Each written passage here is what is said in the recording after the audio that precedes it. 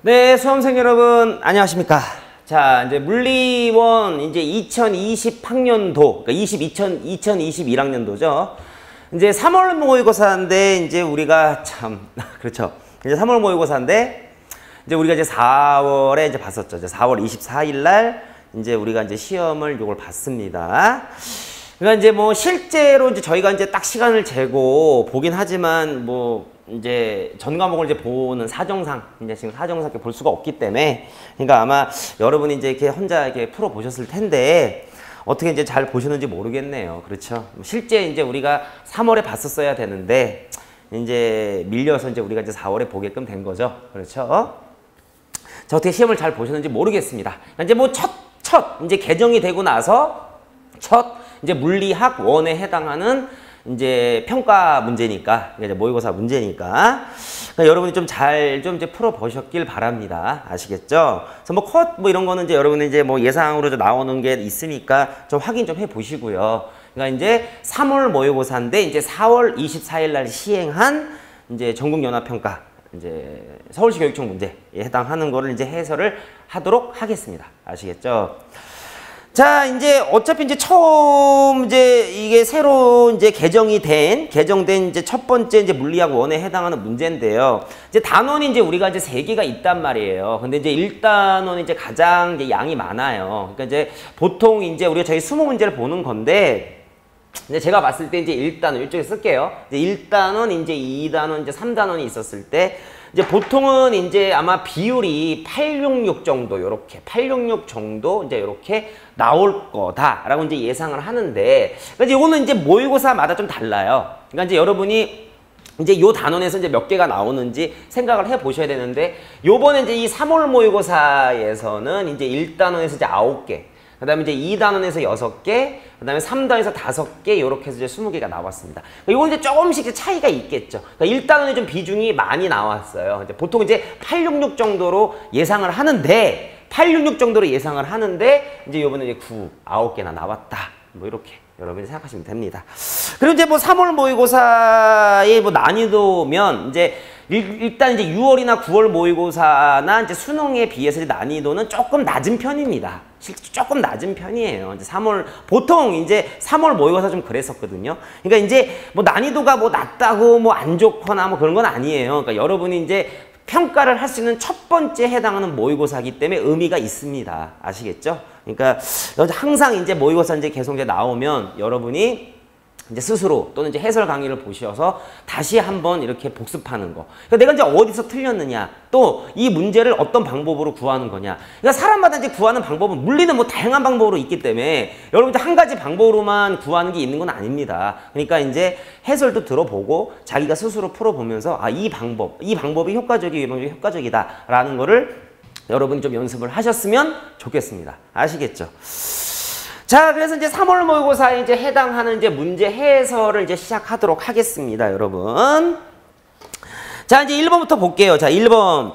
자, 그림은 이제 수평면 위에 점 P에서 비스듬히 던진 공이 곡선 경로를 따라서 운동하는 거라고 되어져 있습니다. 자, 이건 이제 가장 이제 기본적인, 아마 이제 요런 문제가 이제 1번. 그러니까 1번 문제는 1초 만에 풀기 때문에 1번이에요. 뭐 1초 만에 풀 수 있어요, 여러분. 근데 요렇게 피해서 쭉 이런 운동을 한다. 자, 그럼 일단은 곡선으로 움직이는 거니까 당연히 속력이 변하는 운동이냐? 속력 당연히 변하는 거겠죠. 그렇죠?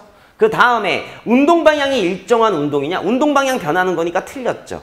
그 다음에 변이의 크기는, 변이는 뭐 여기 직선거리 요만큼에 해당하는 거고 이동거리는 이만큼이니까 당연히 변이의 크기가 이동거리보다 작냐? 맞네요. 그렇죠. 그럼 맞는 건 이제 기억하고 디귿이니까 4번을 골라주시면 되는 거죠. 뭐 1번 같은 경우에는 뭐 금방 구할 수 있는데 여러분이 헷갈리지 마세요. 그러니까 이제 속도라는 거는 속력하고 방향이 있는 거잖아요. 운동 방향이. 그러니까 이제 속력이 변하고 운동 방향이 변하는 운동이 있고, 속력은 일정하고 운동 방향만 변하는 운동이 있고, 그 다음에 속력이 변하고 운동 방향이 일정한 운동이 있다. 뭐 여러 가지가 있습니다. 근데 이제 둘 중에 속력과 운동 방향 둘 중에 하나만 바뀌어도 가속도 운동이라는 건 다시 한번 기억하시기 바랍니다. 뭐 1번이야 우리가 뭐 간단하게 이렇게 구할 수 있었죠. 자, 1번은 이제 4번에 해당합니다. 자, 이제 2번으로 넘어갈게요. 자, 2번에 보시면 자, 그림은 이제 드론에 연결된 질량 M인 상자가 공중에 정지해 있는 모습이다 라고 되어져 있어요. 자, 그랬을 때 이에 대한 성적 옳은 거 골라보라고 되어 있어요. 중력값 좀 치고요. 정지해 있으니까 당연히 드론에 작용하는 중력은 0이다? R자임이 0인 거지 중력이 0은 아니죠. 드론 당연히 밑으로 중력 받잖아요. 아닙니까? 중력 받는데 이 날개 프로펠러가 돌아가는 힘, 이것 때문에 이제 위로 뜨는 힘이 양력이라고 보통 부르는데 그것 때문에 같아서 가만히 있는 거지 중력이 0이 될 수는 없지 않습니까? 자, 그 다음에 상자에 작용한 R자임의 크기. 상자나 드론이나 정지했으니까 R자임의 크기는 0인 거죠. 그렇죠? 중력은 뭐 mg인데 이게 이제 드론이 잡고 있는 힘하고 똑같으니까 R자임이 0 되는 거 아닙니까? 그러니까 이제 이것도 틀린 거 아닙니까? 그럼 당연히 뭐 디귿. 뭐 2번도 뭐 2초 만에 풀겠네요. 드론이 상자에 작용하는 힘과 상자가 드론에 작용하는 힘. 이 주어 목적어 뒤바뀌어져 있어요. 주어 목적어. 그럼 이거 무슨 관계죠? 무슨 관계에 해당하는 거니까? 작용 반작용 관계니까 디귿은 맞죠. 그럼 이 문제의 정답은 디귿만 맞으니까 이제 2번 이제 골라주시면 됩니다. 아시겠죠? 뭐 1번하고 2번은 우리가 이제 간단하게 구하실 수 있을 거예요. 자, 그 다음에 이제 3번으로 넘어가 보자. 3번. 이제 3번 보시면, 자, 그림은 이제 중수소, 삼중수소. 이제 이가 두 개가 충돌해서 헬륨을 만드는 이제 반응인데, 이제 에너지가 생성되는 핵반응이다. 이제 각각 이제 중수소하고 삼중수소하고 A의 질량은 각각 M1, M2, M3다. 자, 이에 대한 성적 옳은 거 골라보시오. 자, 그러면 이걸 우리가 핵반응식으로 쓰면, 일단 이제 중수소에다가 삼중수소를 결합하는데, 이제 온도는 아주 높은 온도로 결합을 시켜야 됩니다. 그럼 헬륨을 하나 만들고, 그럼 헬륨은 이 사이에 해당하고 A라는 입자를 만들고 이제 에너지가 나오는 거죠. 왜 에너지가 나와요? 반응 전보다 반응 후의 질량이 훨씬 더 크고 반응 후가 작아지니까 질량이 모자른 만큼 에너지로 나오는 거죠. 공식은 E는 mc제곱에 해당하는 걸로요. 이걸 우리가 질량 결손량이라고 불러죠. 질량이 결손된 양만큼 델타 M으로 할까요? 그러면 그만큼 에너지로 변환돼서 나오는 거 아닙니까? 그러면 A에 해당하는 건 핵반응식 전과 후에 질량수와 전하량 합에 보존되기 때문에 여기 0이고 여기 1이란 말이에요. 0, 1짜리 뭡니까? 중성자다라는 건 당연히 기억하셔야 되죠. 자, 그럼 일단은 기억. A는 중성자냐? 맞고요. 이 반응은 핵융합입니까? 작은 핵이 합해져서 헬륨 큰 핵 만드는 거 핵융합 맞죠? 자, 이 헬륨의 질량은 얼마냐라고 줬어요. 그럼 이 헬륨의 질량은 얘의 질량이 M1이라고 했고요. 얘의 질량이 M2라고 했단 말이에요. 그 다음에 A의 질량이 M3라고 했는데 그럼 봅시다. 지금 M1 더하기 M2라는 질량과 그 다음에 헬륨의 질량과 M3 더한 걸 비교하면 무조건 이쪽이 크잖아요. 그렇죠? 그러면은 헬륨의 질량은 이거 넘기시면 M1 플러스 M2 빼기 M3보다 작은 거 아닙니까? 왜? 일부분 질량이 모자른 만큼 에너지가 나오니까. 그럼 디귿은 틀렸죠. 그렇죠? 그럼 3번의 정답 몇 번입니까? 3번 골라주시면 되는 거죠. 당연히 이거 질량 이거 아닙니다. 왜? 당연히 여기다가 추가로 질량이 모자른 만큼의 에너지로 나오는 거니까 당연히 디귿은 될 수 없다. 자, 이렇게 이제 계산해 보시면 됩니다. 자, 이제 3번 이제 이렇게 정리하고요. 자, 그다음 이제 4번으로 넘어갈까요? 4번. 자, 옆에 이제 4번으로 보겠습니다. 자, 이제 4번 보시면은, 자, 그림과 같이, 자, 이제 여기 이제 문제만 볼게요. 그림 이제 가와 나는 물체 AB를 실로 연결을 해서 가만히 놓았을 때 AB가 L만큼 이동하는 순간의 모습을 나타낸 거다. 가, 나에서 AB가 L만큼 이동하는 순간에 걸린 시간이 각각 T1, T2. 질량은 B가 A의 4배다. 이때 T1분의 T2가 얼마냐? 자, 그러면은, 걸리는 시간, L만큼 같은 이동거리만큼 이동하는데 걸리는 시간이 T1이다. 그러면 각각 얘를 등가속도로 할 거 아닙니까? 질량은 B가 A의 4배라고 했으니까 저는 이제 질량을 그냥 4, 1로 할게요. 그럼 여기는 여기가 4고 1에 해당하는 거 아닙니까? 그러면은 마치 이게 4라면 이쪽으로 받는 중력이 40N이겠죠. 중력을 10으로 한다 그러면. 그럼 가속도가 얼마가 나와요? 전체 질량은 5고 힘은 40이니까 가속도가 8이 나올 겁니다. 자, 나에서는 마찬가지로 얘의 중력 10N의 힘으로 이거 두 물체가 움직이는 거니까 질량은 5고요. 힘은 10이니까 가속도 2. 그러면 가와 나에서 가속도가 몇 대 몇입니까? 몇 대 몇이에요? 1대 그다음에 1대 4에 해당하는 상황인 거죠. 가속도가 1대 4에 해당한다. 그러면은 T1분의 T2. 그러면은 같은 거리만큼 갔을 때 그러면은 걸리는 시간의 비가 얼마냐 이거 아닙니까? 얼마냐 그 얘기인 거죠. 그렇죠? 그러면은 T1분의 T2를 구하라고 했으니까 그러면 우리가 어떻게 구하면 돼요, 이거를? 가속도가 4대 1이면 이제 정지했다가 가속도가 3 VT를 그려볼게요. 그러면 하는 가속도가 4. 그렇죠? 이게 4란 말입니다. 이동거리는 L이고요. 그 다음에 두 번째는 가속도가 1이란 말이에요. 자, 이동 거리는 똑같이 L이란 말이에요. 그러면은 요 기울기가 1에 해당하는 상황인 거죠. 그러면은 이걸 VT로 그린다 그러면 여기가 4고 요게 1에 해당하는데 면적이 지금 같으려면 여기 걸린 시간이 얼마냐. 뭐 요렇게 구하라는 얘기인 거거든요, 지금. 요렇게 구하라는 얘기인 거죠. 그러니까 요 시간하고 요 시간의 B를 구하라라는 얘기인 건데 그렇다면은 여기서 이제 이게 면적이 L이니까 이게 여기가 예를 들어서 제가 T1이라고 한다 그러면 여기에 해당하는 값이 기울기가 4니까 4T1에 해당하는 거죠. 자, 여기를 이제 T2라고 한다 그러면 기울기가 1이니까 여기 T2에 해당한다. 그러면은 이 면적 값이 같은 거니까 요거로 면적을 구한 값이 같으면 4T1 제곱하고요. T2 제곱이 같은 거 아닙니까? 그렇죠? 그러면은 요거 양변에 제곱권 하면은 2T1이 T2랑 같다가 나오고요. T1분의 T2를 구하라 했으니까 넘기시면 되죠. 넘기시면 2가 나온다. 그렇죠. 뭐 방법은 여러 가지일 겁니다, 여러분. 그러니까 이제 가속도 B를 이제 4대 1로 구했고, 그 다음에 같은 이동 거리를 갔다라고 했을 때 걸린 시간이 얼마냐라고 여러분 이제 계산하시면 되는데 저는 이제 이 방법으로 한 거고요. 다른 방법으로 이제 구하실 수도 있을 겁니다. 아시겠지? 자, 이렇게 이제 4번에는 이제 2번에 해당한다. 2번에 해당하는 거죠? 그렇게 이제 정리하시면 되고요. 자, 그 다음에 이제 5번으로 5번. 자, 5번 보겠습니다. 자, 그러면 이제 자성체에 대한 실험이라고 되어져 있어요. 자성체가 이제 조금 작게 해보겠습니다. 자성체에 대한 실험이라고 되어져 있습니다.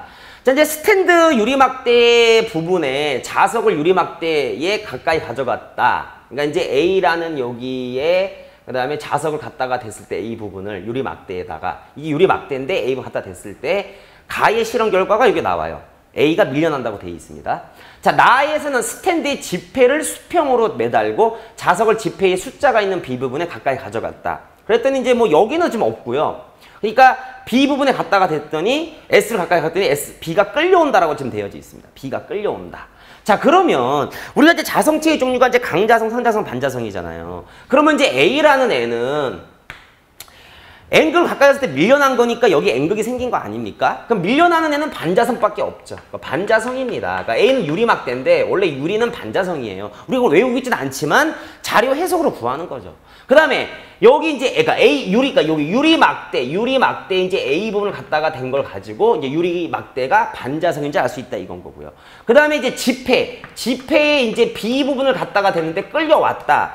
그러면 자석은 뭐 S를 가까이 갔을 때 끌려왔으니까 이쪽이 N이 되는 거 아닙니까? 그러니까 끌려온 거니까 얘는 강자성이나 이제 상자성 중에 하나일 거예요, 지금. 강자성이나 상자성 중에 하나일 거다. 강자성이나 상자성. 여기서는 이 자료에서 이거밖에 모르죠. 끌려온 건 강자성이나 상자성에 해당하는 건데요. 그렇죠? 여러분 이제 지폐가 종이잖아요. 원래 종이는 상자성인데 일단 여기까지만 우리가 알 수 있다 그 얘기인 겁니다. 일단 이제 보기 볼게요. 기억의 A는 끌려온다. 그러면 N극을 가져갔을 때 반자성은 여기가 N극이 되는 거니까 밀려나는 거 아닙니까? 그러면 S극을 가까이 가져갔을 때도 반자성은 여기가 S극이 생기는 거죠. 그러니까 당연히 밀려나는 거죠, 기억에. 그러면 기억은 당연히 틀렸네요. 자, 니은. 유리막대는 강자성체냐? 유리막대는 무조건 반자성이니까 니은도 틀렸고요. 자, 디귿. B에는 외부 자기장과 같은 방향. B가 뭔지는 몰라요. 원래 지폐의 종이는 상자성이거든요. 근데 강자성이나 상자성이 끌려오는 거기 때문에 그럼 끌려온다는 거는 외부 자기장과 같은 방향으로 자기화되는 거니까 디귿은 맞죠. 자, 그럼 이 문제의 정답은 이제 2번이다. 이렇게 우리가 나타낼 수 있습니다. 아시겠습니까? 자, 그래서 이제 A면에서, 그러니까 첫 번째 면에서는 그렇게 뭐 문제가 어려운 건 없었어요. 그러니까 이제 1번부터 5번까지는 좀 부담 없이 여러분이 이제 구하실 수 있는 문제다라는 겁니다. 자, 이제 2면으로 넘어가 볼게요.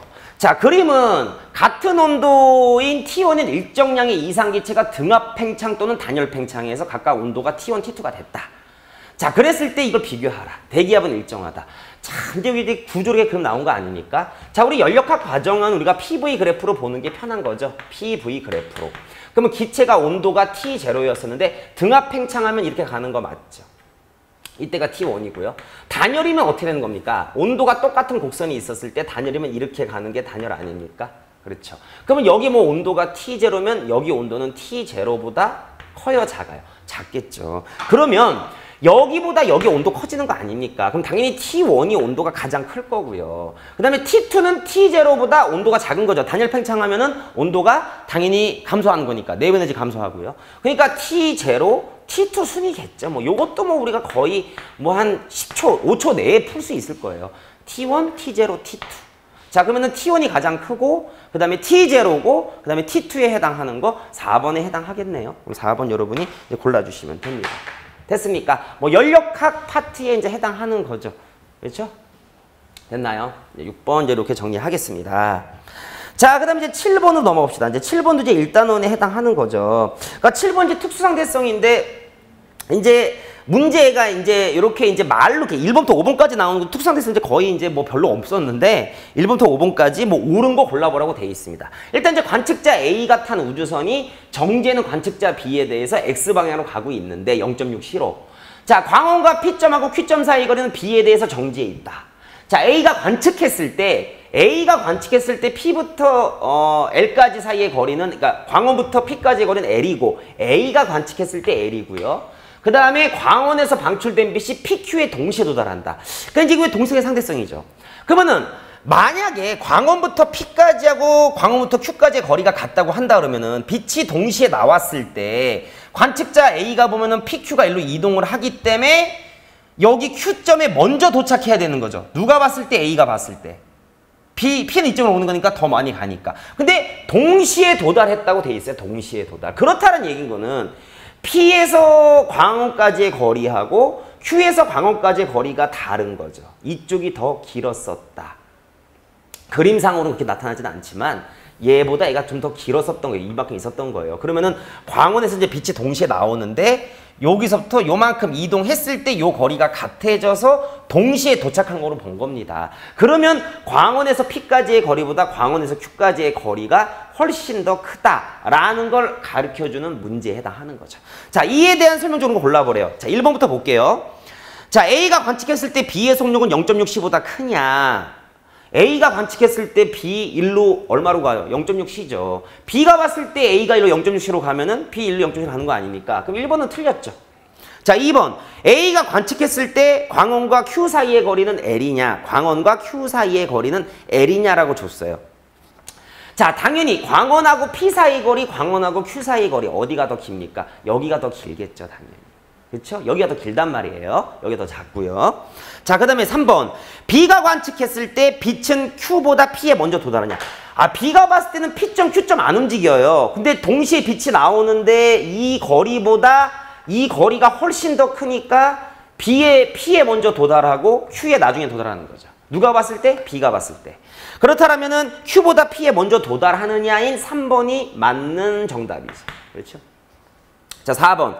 B가 관측했을 때 A의 시간은 B 시간보다. B가 관측했을 때 A 움직여요. 그럼 움직이는 물체의 시간이 천천히 간다는 게 바로 시간 지연에 해당하는 거 아닙니까? 그러니까 B의 시간보다 빠르게 간다는 시간 당연히 4번 틀렸죠. 그렇습니까? 자, 5번. 광원에서 P로 진행하는 빛의 속력은 A가 관측했을 때, B가 관측했을 때. 광속빌변의 법칙이 아닙니까? 어떤 관측자가 보든 동일한 거니까 5번 안 되죠. 그러니까 7번의 정답은 이제 3번이다. 3번이 정확하게 만약에 맞는다라고 여러분이 확신하시면 4번하고 5번은 안 보셔도 되는 상황이긴 해요. 그렇죠? 자, 이 문제 이제 이렇게 정리하도록 하겠습니다. 자, 7번. 자, 이제 8번으로 넘어갈게요. 이제 8번은 이제 2단원에 해당하는 거죠.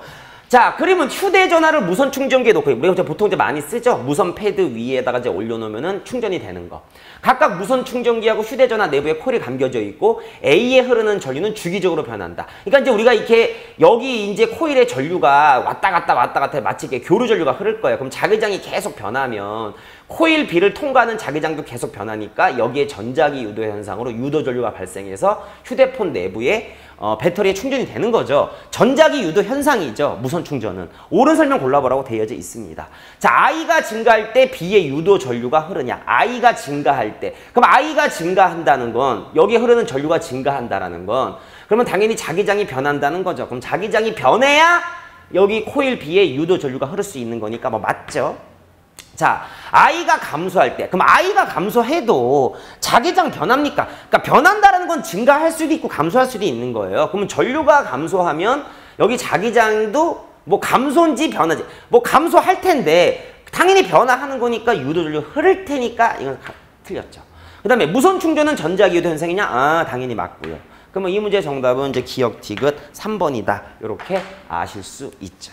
됐습니까? 뭐 8번 뭐 전자기 유도 현상에 해당하는 건데 뭐 이렇게 간단하게 나왔어요. 이번에는요.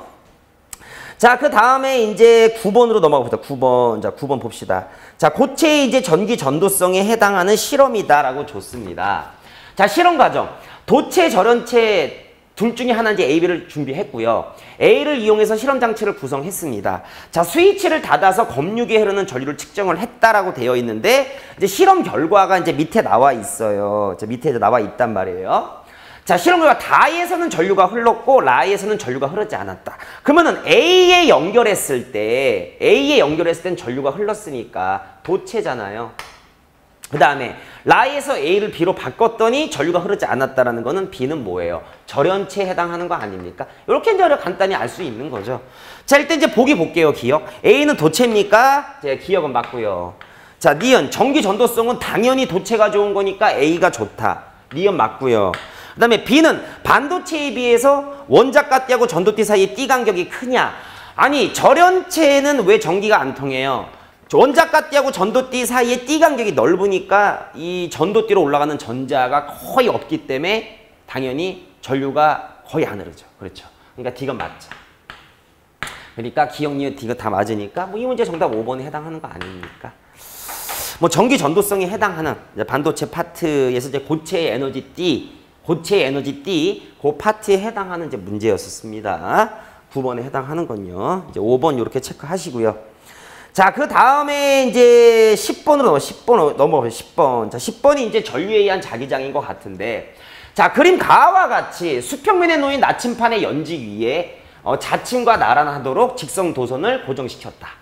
나는 직선 도선에 흐르는 전류를 시간에 따라서 나타낸 거고, T1일 때 자침은 북서쪽을 향했다. 그러니까 지금 만약에 여기 전류가 흐르지 않는다라면 나침판이 일로 쓸 거 아닙니까? 근데 여기 어떤 전류가 흘렀어요. 전류가 흘러가지고 T1일 때 I라는 전류가 흘렀을 때 북서쪽으로 휘었다라는 얘긴 거는 이 전류에 의한 자기장이 어느 방향이요? 요 방향으로 이렇게 생겼을 거 아닙니까? 그러니까 지구 자기장은 이쪽인데 전류장이 이쪽이니까 이렇게 비스듬히 쓸 테니까 북쪽에서 서쪽으로 이렇게 북서쪽으로 섰다는 이거죠. 그러면 전류에 의한 자기장이 일로 작용하려면 자기장이 어떻게 생겨야 되니까 나침판 도선 밑에 있으니까 이렇게 생겨야 되는 거죠. 그러면 이 도선의 전류는 이 방향으로 흐르는 상황이었었다. 그러면 단자 A에서 나와서 B로 들어가는 전류가 흘러야 되니까 단자 A가 플러스인 거죠. 그렇죠. 맞습니까? 여기까지 이제 자료 분석을 했습니다. 자, 기억. T1일 때 나침판 중심에서 직선 도선에 흐르는 전류에 의한 자기장은 서쪽이냐? T1일 때 이 전류에 의한 자기장은 당연히 서쪽을 향하는 거죠. 그러니까 여기서 어떻게 북서쪽으로 휜 거 아닙니까? 자, 기억은 맞고요. 직류전원 장치 A극은 플러스 극이냐라고 했어요. 맞죠, 니은은. 자, 그 다음에 디귿.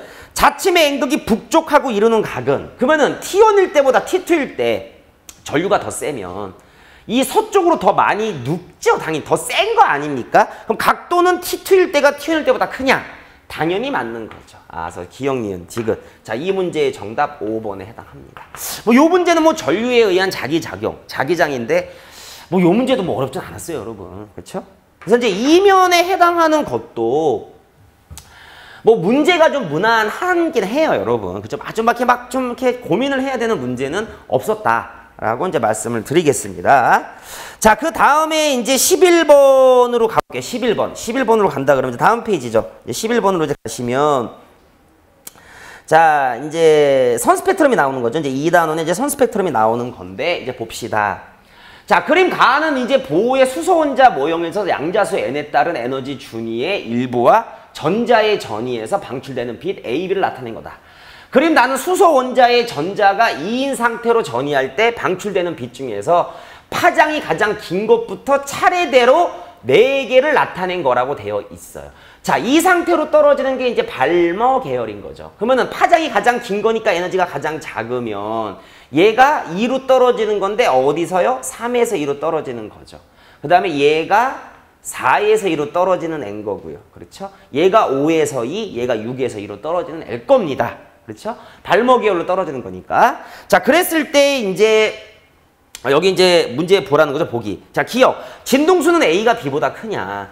어차피 이게 에너지 차이에 해당하는 거고 에너지하고 진동수는 비례하니까 B가 에너지가 많으면 진동수도 B가 더 큰 거죠. 그러니까 A가 B보다 크다 그랬으니까 기억은 틀렸네요. 자, 니은.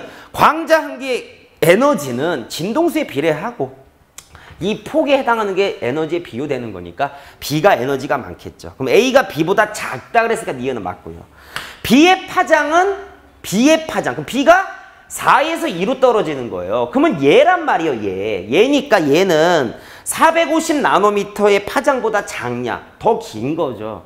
더 긴 거 있지 않습니까, 여기가. 그러니까 D가 틀렸죠. 그럼 맞는 거는 니은이니까 이 문제의 정답 1번 골라주시면 되는 거 아닙니까? 됐습니까? 그러니까 이제 11번은 이제 2단원의 첫 번째 전기력과 그 다음에 이제 원자핵, 이제 거기에 이제 선스펙트럼에 해당하는 부분이니까요. 뭐 11번 뭐 간단하게 풀 수 있어요. 자, 그 다음에 이제 12번으로 넘어가 봅시다. 12번.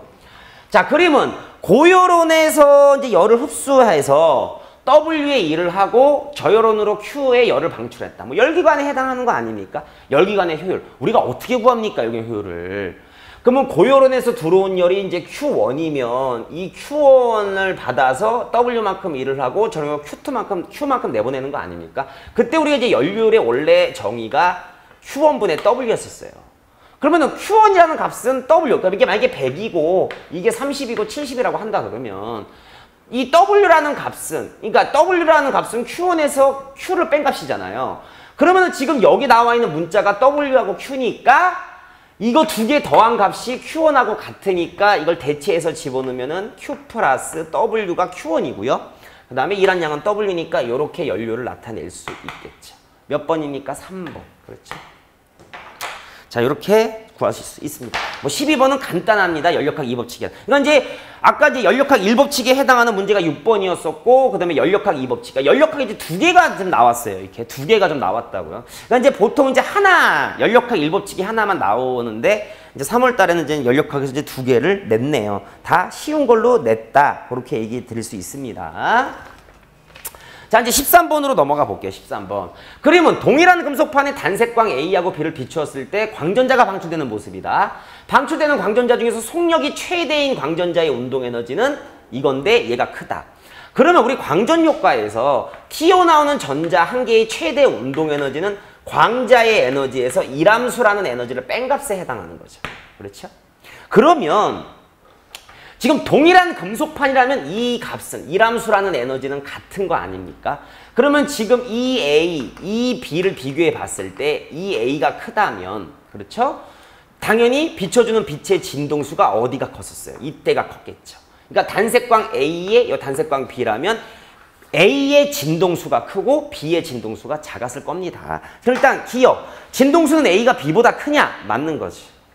자, 그 다음에 니은 물질파 파장. 이 광전효과 문제에서 물질파 파장이 나왔어요.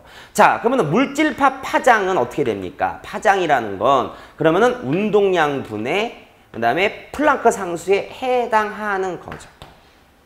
됐습니까? 그럼 여기 튀어나왔을 때 이 전자 입자의 물질파 파장 아닙니까? 그러면 운동에너지가 크면 이게 지금 전자니까 속력은 여기가 크잖아요. 그렇죠? 여기가 작고. 그러면은 속력과 물질파 파장은 비례입니까? 반비례입니까? 반비례니까 당연히 이쪽이 파장이 짧고 이쪽이 파장이 길겠죠. 그럼 물질파 파장은 A가 B보다 크냐? 그러니까 틀렸죠. 자, B의 세기를 증가시키면 EB가 증가하냐? 야, 빛의 세기하고 관계 있는 건 튀어나오는 전자의 개수 아닙니까? 그러면 운동에너지를 증가시키려면 진동수를 증가시켜야 되는 거죠. 광전효과의 정의가 문톡진동수 이상에서 빛의 세기가 셀수록 튀어나오는 전자 개수 많아진다는 거고요. 빛의 진동수가 클수록 튀어나오는 전자 한 개의 최대 운동에너지가 커진다는 거니까 이 운동에너지를 변화시키려면 빛의 세기하고는 전혀 관계가 없습니다. 진동수하고만 관계있으니까 D가 틀렸죠. 자, 그러면 기억만 맞는 거니까 이제 이 문제의 정답은 1번 이렇게 골라주시면 되는 거죠. 됐습니까? 자, 뭐 13번 이제 광전 효과. 그러니까 이제 우리 3단원 맨 뒤에 빛의 이중성과 이제 물질의 이중성 각각 예상컨대 한 문제씩은 나올 거란 말입니다. 물질의 이중성과 그 다음에 빛의 이중성, 그러니까 광전 효과하고 전자의 파동성, 물질파 요거 두 개는 각각 보통 한 문제씩 나올 거라고 예상컨대. 근데 올해 이제 지금 3월에는 이제 여기 묶여가지고 이제 하나로 나왔습니다. 13번으로. 자, 이제 14번으로 보세요. 14번. 자, 14번으로 볼게요. 자, 14번으로 보시면 자, 이제 14번 이제 반도체에 해당하는 거죠. 이제 아까 이제 고체 에너지띠에 해당하는 이제 고체의 전도성에 해당하는 문제인 거고요. 자, 14번. 자, 그림 가는 이제 불순물 A를 도핑한 반도체 A를 구성하는 원소와 원자가 전자의 배열. 나는 A를 포함한 Pn 접합 다이오드인데 전구에 불이 켜졌다. X, Y는 각각 P형과 N형 반도체 중에 하나다. 자, 그러면 이걸 보고 여기가 지금 전자를 뜻하는 건데 하나 남아요. 전자 하나 남아있으면 뭐예요? N형 반도체에 해당하는 거죠. 그렇죠? 그러면 N형 반도체, A가 N형 반도체에 해당하는 건데 지금 이때 다이오드를 통과해서 전구가 있었을 때 불이 들어왔다는 건 순방향인 거 아닙니까? X가 P형이고 Y가 N형에 해당할 거예요. 맞습니까? 뭐 요런 상황이죠. 그렇죠? 자, 일단 1번 볼게요. A의 원자가 전자는 5개냐? 이렇게 N형 반도체를 만들려면 규소 4쪽, 그러니까 14족 원소, 원자가 전자 4개에다가 5개짜리를 도핑해야 전자 하나가 남는 거 아닙니까? 그럼 1번은 맞는 거죠. 자, 2번, A는 N형 반도체냐? 답이 맞습니다. 2번도. 자, 3번, 다이오드에는 순방향 전압이 걸리느냐? 다이오드에 지금 순방향 전압이 걸리는 거니까 당연히 작동하기 때문에 맞고요. 자, 그 다음에 그러니까 X가 무슨 형? P형 반도체에 해당해야 되는 건데 X가 지금 A하고 같은 거냐? N형 반도체냐 물어본 거죠. 틀렸죠. 4번이 틀렸네요. 자, 5번. Y는 주로 전자가 전류를 흐르게끔 하냐? Y는 N형 반도체니까 주된 전하 운반자가 바로 전자에 해당하는 거죠. P형 반도체는 양공이고요. 그러니까 5번 맞습니다. 옳지 않은 건 이제 4번 골라주시면 되는 거죠. 뭐 14번도 우리가 뭐 간단하게 이제 우리가 구할 수 있었습니다, 여러분. 됐습니까? 자, 이제 15번 넘어가 보겠습니다. 15번. 자, 그림과 같이 정사각형의 두 꼭지점에 놓인 스피커에 A, B에서 세기가 같고 진동수가 440Hz, 소리가 같은 위상으로 발생했다. 자, O는 꼭지점 PQ로 있는 선분 PQ고요. 중점이고요. 여기가. 그다음에 A, B에서 발생한 소리는 P에서 상세 간섭, O에서 보강 간섭. 같은 위상이니까 이게 중점이면은 여기서 나오는 소리의 경로차. 이거 소리가 오는 경로의 차이가 경로차인데 0이면은 짝수배잖아요. 당연히 이제 보강이 되는 거고요. 여기 이제 상세가 됐다고 되어져 있습니다, 지금. 자, A, B에서 발생한 소리의 간섭에 대한 옳은 설명 중 옳은 거 골라봐라. 자, 일단 Q에서는 상세냐? 어차피 그러면은 이 P점에서 상세라고 했거든요. 이렇게 소리가 오고 이렇게 소리가 왔을 때 이 경로차 차이나 Q점은 이렇게 소리가 오고 이렇게 소리가 와서 만나는 건데 이 경로차 차이나 같아 달라요. 그러니까 요거 뺀값 같으니까 무조건 여기도 상세가 되는 거죠. 기억은 맞고요. 중첩된 소리의 세기는 P하고 O에서 같냐? 상세면 소리가 아주 작고요. 보강이면 커지는 거니까 당연히 틀렸지 않습니까? 그다음에 디귿. PQ 요 선분선상에서 보강 간섭되는 지점은 짝수개냐? 요게 조금 있으신가요? 자, 뭐냐면요. 자, 그럼 여기 보강이란 말이에요. 그러면 그 다음에 어딘가 상세되는 집이 또 있을 수도 있고요. 그 다음에 이제 보강되는 지점이 있을 수도 있고요. 그 다음에 이게 상세되는 지점이 있단 말이에요. 그럼 요 선상에서 요 가운데에 보강이고 양쪽으로 2개씩 보강이 생길 수 있는 거니까 결국은 보강이 생길 수 있는 개수는 홀수계에 해당하겠죠. 가운데 하나 빼고 양쪽으로 똑같은 지점에 보강이 생길 수 있으니까 홀수배니까 틀렸죠. 그렇죠? 그럼 맞는 거는 기억에만 해당하는 거니까 이 문제의 정답 1번 골라주시면 되는 거죠. 됐습니까? 이렇게 여러분이 계산하시는 겁니다. 자, 이제 15번째 우리 그 3단원의 이제 파동의 간섭에 해당하는 문제인 거죠. 자, 그 다음에 이제 16번도 이제 파동에 해당하는 문제입니다. 이제 16번 볼게요. 자, 그림 가는 매질 A하고 B에서 X방향, 플러스 X방향으로 진행하는 파동의 어느 한순간의 변인데 X에 따라 나타낸 겁니다. 그림 나는 가의 순간부터 매질 위의 점 P의 변이를 시간 T에 따라 나타냈다. B에서의 파동의 속력이 얼마냐? 자, 그러면은 여기 P점이 이제 왔다 갔다 움직이는 거를 시간에 나타낸 거예요. 그러면은 P점이 여기 있다가 여기가 지금 여기예요. 여기 있다가 이제 밑으로 순간 내려갔다가 올라왔다가 원위치까지 오는데 걸리는 시간이 바로 뭐죠? 그게 주기죠. 0.2초다라고 알 수 있는 겁니다. 그러면 매질 B에서의 파동의 속력, 그럼 파동의 속력은 주기분의 파장이잖아요. 근데 지금 이 P점은 A 매질에서 움직이는 주기란 말이에요. 그러면 여러분 이렇게 매질이 서로 다르다고 하더라도 여기서나 여기서 진동수 바뀝니까? 진동수 안 바뀌고요. 주기값도 바뀌지 않는 거니까 B에서의 주기도 0.2초인 거죠. 됐습니까? 그거 하나고요. 그럼 파장은 B의 파장으로 구해야 되는 거 아닙니까? 요 거리 몇 센치입니까? 4cm 해당하는 거죠. 그러면 0.2분의 4니까 20cm/s. 몇 번이요? 4번 나오셔야 됩니다. 순간 지금 요걸 보셔야지.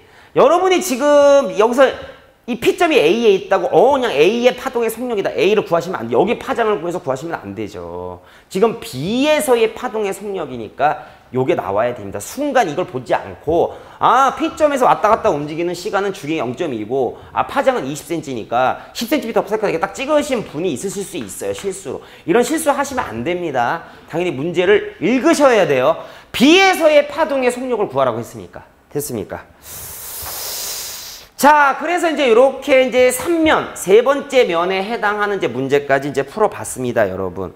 자, 뭐 여기까지는 이제 문제가 뭐 아주 어려운 거는 없었어요, 여러분. 그렇죠?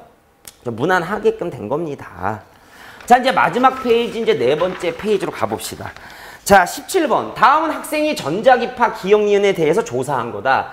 형광등 내부의 수온에서 방출된 누가 형광등 내부에서 발라는 형광물질에 흡수돼서 형광물질에서 방출된다. 형광등의 원리거든요. 근데 이제 기억니은 요 자료 해석만 봐도 모른다고 하더라도 기억은 살균 기능이 있어서 식기소독기래요. 누굽니까? 자외선에 해당하는 거죠.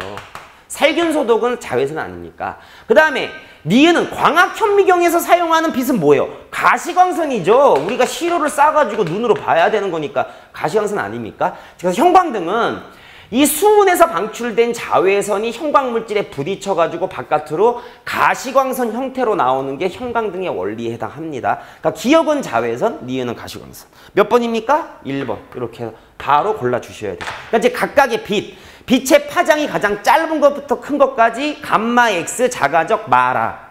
감마 X 자가적 마라. 이렇게 나타나는 건데 각각의 이제 빛의 이제 파장의 대소 비교와 진동수 대소 비교와 그 다음에 각각의 빛이 어디에 사용되는지 당연히 그 기능은 아셔야 됩니다, 여러분. 이 문제는 계속 나와요. 그러니까 이거는 외우면은 여러분이 푸실 수 있는데 이걸 외우지 않으면 풀 수가 없습니다. 아시겠죠?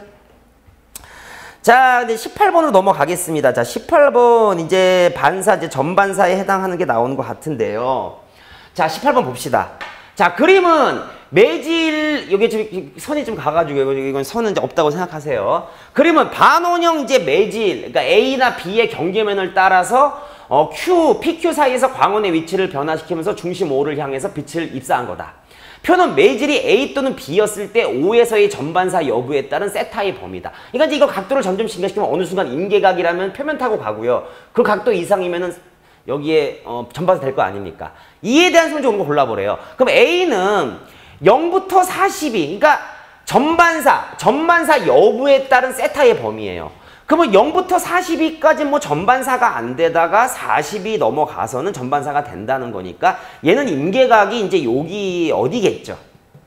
그렇죠? 42보다는 좀 클 거 아닙니까? 42도보다는 임계각이 클 거다.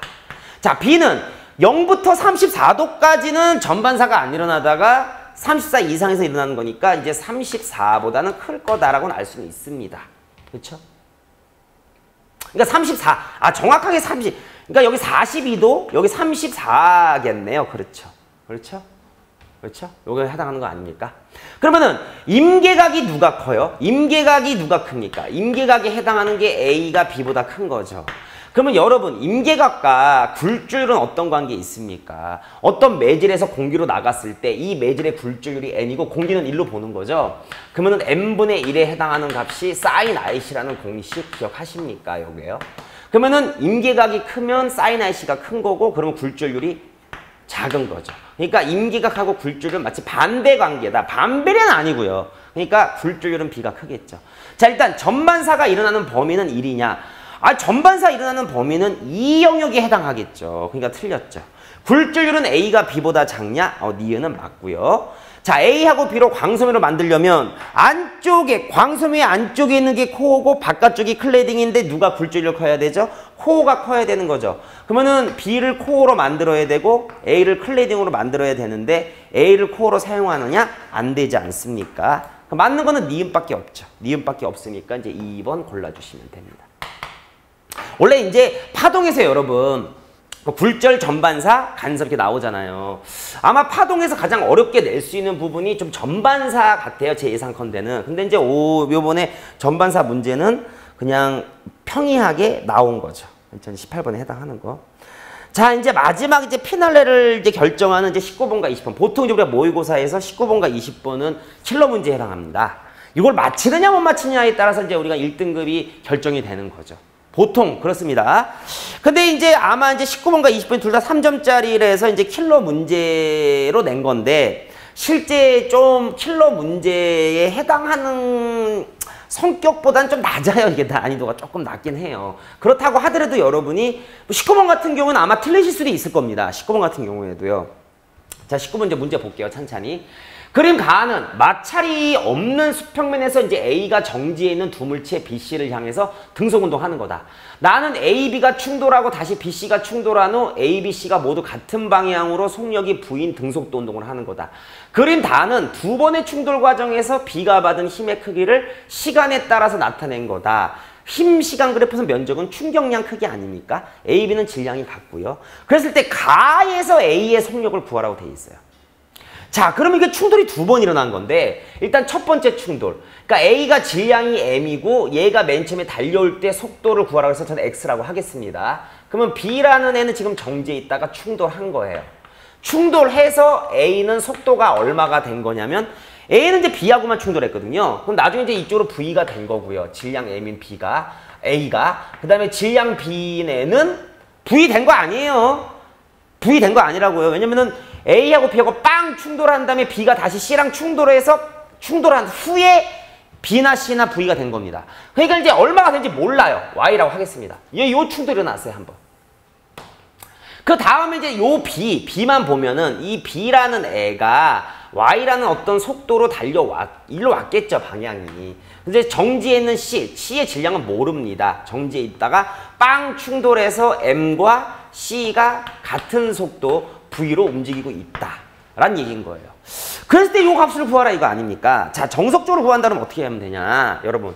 자, 일단은 얘 운동량 보조물칙 되죠. 그러면은 충돌 전에 전체 운동량 mx고요. 얘는 없습니다. 얘는 mv 플러스 my에 해당하는 거죠. 그러면 x가 몇 v인지 나타내는데 이게 y가 없어요, 지금. 이걸 뭐 어떻게 처리되는 거 아닙니까? 근데 b가 a하고 충돌하는 동안에 받은 충격량이 크기가 3s라고 되어 있습니다. 그러면 충격량이 운동량의 변화량이니까 B의 나중 운동량에서 처음 운동량 뺀 값인 거죠. 처음엔 없어요, 운동량이. 그러면 MY라는 값이 3S랑 같다라는 식이 하나 또 나올 거 아닙니까? 그러면 이거 또 구할 수가 없어요. 이걸 V로 나타낼 수가 없으니까. 그러면 B하고 C가 충돌한 상황에서 그때 B가 받는 충격량이 S인데 여러분 잘 여기서 조심하셔야 됩니다. 그러면은 B의 운동량의 변화량은 나중 운동량에서 처음 운동량 빼는 거니까 MV 빼기 MY인데요. 그게 이 충격량인데 요거 S입니까? ES입니까? 그러니까 S입니까? 마이너스 S입니까? 마이너스 S 들어가야 되는 거죠. 왜 그러냐? 지금 A하고 B하고 충돌했을 때는요. B는 힘 1로 받았어요. 어차피 힘의 방향과 충격량 방향은 같아요. 이쪽을 오른쪽으로 잡았으니까 그냥 3S 나온 겁니다. 근데 B하고 C하고 충돌하면 B는 1로 힘 받는단 말이에요. 이 면적의 크기 값은 S지만 1로 힘 받는단 말이에요, 이게. 그러니까 이게 마이너스 S가 들어가야 된다는 얘기인 거죠.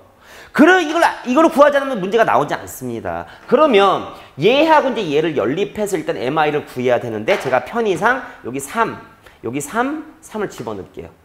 요거 우변 더하면 0이죠. 요거 두 개 더해도 0이 해당하는 거 아닙니까? 그럼 요거 두 개 더하면 3mv 빼기 2my에 해당하니까 그러면 3mv가 2my하고 같은 거죠. 그러면은 my가 2분의 3v에 해당하는 거 맞습니까? 그러면 여기다가 my 대신에 2분의 3mv를 집어넣으면 여기 x가 얼마죠? m은 다 약분되고 v 플러스 2분의 3v니까 얼마가 나와요? 2분의 5v가 나온다 이거죠. 답은 이제 1번인가요? 1번에 해당하는 거였습니다. 그러니까 이건 제가 이제 쭉 푼 거예요, 지금 여러분. 자, 요렇게 이제 나타낼 수 있는 건데 뭐 요 문제를 그냥 이 충격량 어떤 개념과 이 방향을 아신다 그러면 이렇게 구할 수도 있는 거죠, 이 문제를. 팡 충돌했을 때 얘가 받는 충격량이 3S다. 그러면 속도는 0이고 나중에 V가 됐을 때 이거 나중 운동량이 3S니까 요 V에 해당하는 게 마치 3S에 해당한다라고 한다 그러면 그쵸? 3S에 해당한다고 한다 그러면 그러니까 B가 빵 충돌할 때 A랑 충돌 받는 힘이 3S니까 마치 이 V에 해당하는 속도에 해당하는 충격량 값이 3S다. 근데 이제 이렇게 쭉 오다가 이제 이게 와가지고 요게 Y에 해당하는 이제 충격량이 3S다 이거죠. 3S. 그렇죠? B에. 그럼 이제 Y라는 이 속도로 왔을 때 C하고 부딪히면서 충격량을 얼마 받았어요? S를 받았는데 1로 S 받았단 말이에요. 그럼 1로 받았으니까 3S에서 S만큼 받았으니까 요 V에 해당하는 값이 충격이 2S죠. 그러면은 V에 해당하는 게 2S라는 값이라면 Y라는 값이 3S였을 때 X라는 값은 어떻게 돼요? 운동량 보존 법칙으로 5S에 해당하는 거죠. 그러면은 2에 해당하는 게 V면 5에 해당하는 게 몇 V입니까? 2분의 5 V에 해당하는 거죠.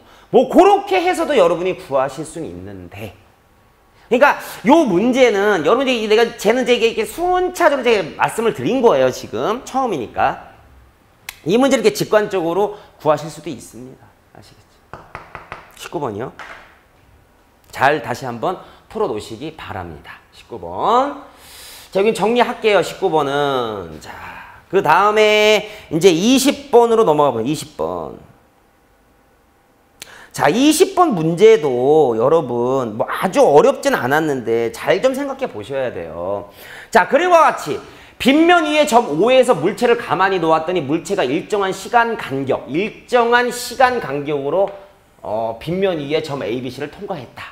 BC 구간에선 마찰력이 있대요. 그래서 역학적 에너지가 18J만큼 감소했다. 물체의 중력 포텐셜 에너지 차이는 O하고 B가 얼마라고 여기 높이에 해당하는 포텐셜 에너지가 32J 차이고요. 그 다음에 A점과 C점 사이, 여기 C점 이렇게 할게요. C점 사이의 포텐셜 에너지 차이가 60J라고 줬습니다. C에서의 물체 운동 에너지가 얼마냐? 자, 여기 이제 가만히 정지시켰다가 쭉 떨어지는데 여기까지는 마찰 없어요, 여러분. 자, 이걸 어떻게 구해야 되는 거죠? 자, 그러면 여러분 여기 O에서 A까지 하고 A에서 B까지 같은 시간 간격으로 움직였다고 줬어요. 그러면 정지했다가 여기는 등가속도 운동이죠. 어떤 일정한 가속도로 움직이는 거죠. 그럼 같은 시간이면 VT로 그렸을 때 여기 VT로 그렸을 때요. 자, 여기가 O에서 A까지, O에서 B까지 같은 시간이다. 그러면 거리가 1대 이거 전체 얼마입니까? 4에 해당하는 거 아니고 전체 4? 그럼 요 거리가 지금 1대 4에 해당하는 거 아니에요? 1대 4? 그러면은 요 높이 B가 얼마죠? 여기부터 이게 높이 B가요? 높이 B가 4대 3에 해당할 겁니다. 맞아요? 여기가 4, 여기가 3이니까 이거 4대 3이죠. 그러면 4 높이에 해당하는 포텐셜이니까 30이면 3에 해당하는 건 얼마입니까? 24J에 해당하는 거죠. 그렇죠? 그러면 요만큼이 24니까 여기서부터 그럼 여기 5에서 A까지는 얼마예요? 여기까지는 8J에 해당하는 거 아닙니까? 8J. 맞아요? 그러면 5점에서의 총 역학적 에너지를 여기서 본다 그러면 여기까지가 60이고 요만큼이 8이란 말이에요. 정지 상태로 있는 거니까 그래서 총 역학적 에너지가 68J이 있는 거 아닙니까? 그러면 여기까지 역학적 에너지 보존되다가 여기 떨어졌을 때 마찰에서 얼마 손실한다고요? 18J를 손실한다며요. 그러면은 여기서 운동 에너지는 얼마입니까? 50J에 해당하겠죠. 됐습니까? 그래서 5번 이렇게 구하시면 되죠. 아마 이 방법이 가장 빠를 것 같아요, 여러분. 그러니까 이제 같은 시간 간격으로 움직였으니까 이게 4대 3이다 이거 아닙니까? 이게 4대 3이니까 이게 30이니까 이게 24가 될 수밖에 없어요. 4대 3 비율이니까. 32가 4였을 때 24가 3이니까. 요거 8줄이다. 아, 그러면 여기 총 역학진이 68이구나. 18 감소했으니까 여기 운동 에너지는 50이다. 요렇게 우리가 따지는 거죠. 여걸 이제 포텐셜 에너지 0인 지점으로 잡으면요. 그렇죠? 됐습니까? 그래서 이제 뭐 20번, 그러니까 19번보다 20번이 어떻게 보면 조금 더 쉬울 수는 있어요. 여러분 생각하신다 그러면. 그러니까 이렇게 이제 킬러 문제, 그러니까 3월 모의고사에 이제 킬러 문제에 해당하는 문제가 이제 19번과 20번이긴 했었다라고 이제 이렇게 말씀을 드리겠습니다. 자, 그래서 이제 요 3월 모의고사 여러분 이제 뭐 너무 뭐 이제 쉬우신 분도 있고, 그다음에 이제 공부의 양이 학습량이 아직 다 하지 못하신 분은, 부족하신 분은 아마 좀 어려우실 수도 있고, 이제 사람마다 그런 개인차가 있는 거니까. 그러니까 이제 항상 이제 문제를 좀 풀어보시고, 그 다음에 틀린 거는 다시 복습해보시고 하셔야 됩니다. 아시겠죠? 자, 그래서 이제 이렇게 해서 이제 2021 학년도 이제 3월 모의고사, 이제 4월 24일 날 본 3월 모의고사 이제 해설을 다 마무리했습니다. 자, 이제 매번 이제 매월 볼 때마다 이제 여러분한테 이제 해설을 제가 드리도록 하겠습니다, 여러분. 아시겠죠? 그래서 항상 이제 열심히 하시고요. 꾸준히 열심히 하시기 바랍니다. 이제 항상 수업도 열심히 들으시고, 복습도 열심히 하시고요. 아시겠죠? 자, 오늘 여기까지 이제 수업, 이제 해설 강의 듣으시냐고 수고하셨고요. 이제 다음 시험 뭐 해설 강의로 여러분을 찾아뵙도록 하겠습니다. 자, 오늘 여기까지 듣느냐고 여러분 수고하셨습니다.